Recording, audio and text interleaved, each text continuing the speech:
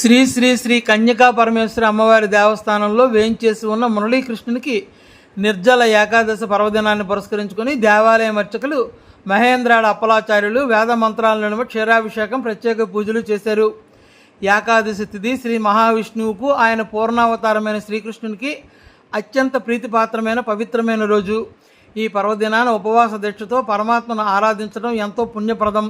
అందులో చేతిలో మురళి ధరించిన మురళీకృష్ణునికి క్షీరాభిషేకం చేయడం అపారమైన ఆధ్యాత్మిక ఆనందాన్ని, విశేషమైన ఫలితాన్ని ప్రసాదిస్తుంది.